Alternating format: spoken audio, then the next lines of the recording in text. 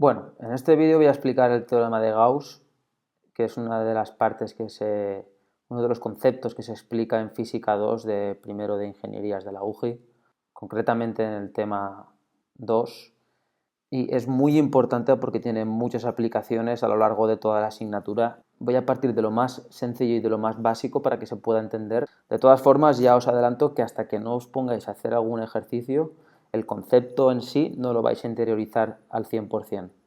Pero con esta pequeña introducción os ayudará un poco a hacer los ejercicios bien o entenderlos un poco más. Bien, como sabéis, las cargas tienen líneas de campo eléctrico saliendo o entrando hacia ellas, dependiendo de si la carga es positiva o si la carga es negativa. La única diferencia que hay entre estas dos cargas es que aquí hay más líneas de campo saliendo que aquí, y eso es debido a que la carga aquí es el doble de la que hay aquí. Conclusión, cuanta más carga hay, más líneas de campo entran o salen de la carga dependiendo de si la carga es positiva o es negativa. Ahora vamos a ver el concepto de vector superficie. Ya algunos diréis, ¿desde cuándo la superficie es un vector? Para vosotros nunca, y es normal que os suene raro, pero vamos a ver cómo podemos caracterizar una superficie plana mediante un vector que lleva una dirección perpendicular a la superficie y el módulo es igual al área. ¿De acuerdo? Entonces vamos a fijarnos aquí, en esta figura de aquí, ¿de acuerdo? Esta superficie. Aquí tendremos el vector S, ¿vale? Que viene caracterizado por dos cosas.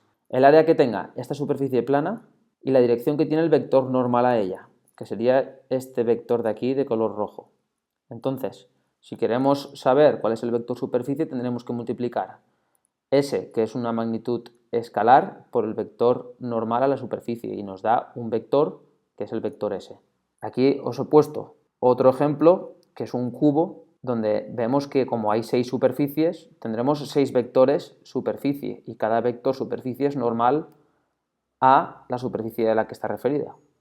Las líneas rojas no hagáis caso por ahora, ¿de acuerdo? Vale, entonces ahora vamos a definir lo que es el flujo eléctrico. El flujo eléctrico simplemente es una magnitud que indica el número de líneas de campo eléctrico que atraviesa una superficie. Dicho de otra forma, si tenemos muchos vectores de campo eléctrico que atraviesan una superficie, tendremos un flujo eléctrico grande. Si tenemos pocas líneas que atraviesan la superficie, tendremos un flujo eléctrico pequeño. ¿Cómo puede variar el flujo eléctrico? Pues el flujo eléctrico puede variar de 3 formas. Primera forma, aumentando la intensidad del campo eléctrico. Si aumentamos la intensidad del campo eléctrico, aumentaremos la cantidad de líneas de campo eléctrico y aumentará el flujo. Segunda forma, aumentando o disminuyendo la superficie. Y la última forma de cambiar el flujo eléctrico sería manteniendo constante el campo eléctrico, manteniendo constante el área y modificando la orientación de la superficie. Con lo cual, vamos a ver ahora cuál sería la expresión del flujo eléctrico a través de una superficie.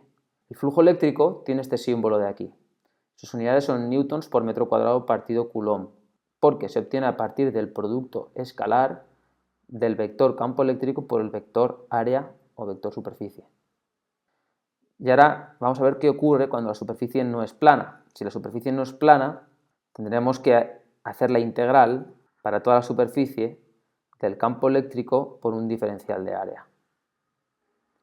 Entonces ahora vamos a pasar a estudiar el flujo a través de una superficie cerrada. Aquí tenemos una figura donde se ve afectada por un campo eléctrico, con lo cual hay líneas de campo eléctrico que la atraviesan desde una parte hacia la otra. El flujo será positivo siempre que las líneas de campo salgan de la figura, con lo cual el flujo que vendría dado por todas estas líneas de campo que vemos aquí sería flujo positivo.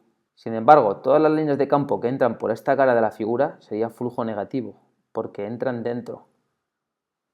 Si tenemos un par de cargas a las cuales las envolvemos con una superficie de color verde que nos acabamos de inventar, veremos que hay líneas de campo que salen de ella y hay líneas de campo que entran en esa superficie. ¿De acuerdo? En este caso que he puesto yo aquí, como el número de líneas que salen es igual al número de líneas que entran, el flujo neto sería nulo. Pero en este caso de aquí, el número de líneas que salen no es igual al número de líneas que entran. Si nos fijamos únicamente en las líneas que están representadas, vemos que solamente entrarían aquí una y aquí por los pelos otra, y sin embargo salen más. Entonces aquí el flujo neto no sería cero, el flujo neto sería proporcional a la carga que hay dentro. Es decir, si tenemos una superficie que está encerrando una carga y la carga esa es pequeña, el flujo será pequeño. Si tenemos la misma superficie con una carga mucho mayor, el flujo será mucho más grande. Aquí vamos a ver un pequeño ejemplo con una carga positiva y una superficie gaussiana de color verde que la envuelve y es de forma esférica. Vamos a fijarnos en un diferencial de área situado en la distancia r de la carga. En ese punto, en ese diferencial de área, el campo eléctrico es en dirección radial y saliente y tiene esa expresión de aquí, como ya sabéis. Entonces, si intentamos averiguar el flujo, veremos que es la integral para toda la superficie del vector campo eléctrico por diferencial de área. Como el diferencial de área tiene una dirección y sentido igual al campo eléctrico, podemos quitar las flechas de los vectores y al tener un campo eléctrico uniforme en toda la superficie gaussiana podemos sacarlo fuera de la integral y integrar diferencial de área que queda el área. Igual que cuando hacéis integral de diferencial de x queda x, pues aquí exactamente igual.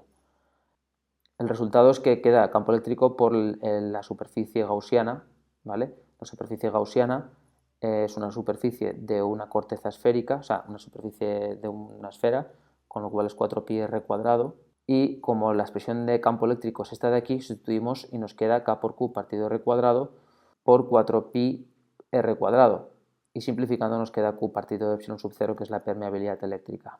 Con lo cual el teorema de Gauss dice que el flujo de campo eléctrico a través de una superficie cerrada es proporcional a la carga encerrada por esa superficie, y lo tenéis aquí definido. No os preocupéis si no acabáis de entender exactamente el concepto ahora mismo. Es normal que no lo tengáis claro al 100% sin hacer ejercicios, así que os animo a que os suscribáis y que sigáis los ejemplos que voy a ir haciendo para que estéis al tanto y podáis entenderlo un poco mejor. Podéis comentarme aquí abajo en el vídeo dudas, errores que haya podido tener, cualquier cosa que creáis que es importante y yo iré contestando.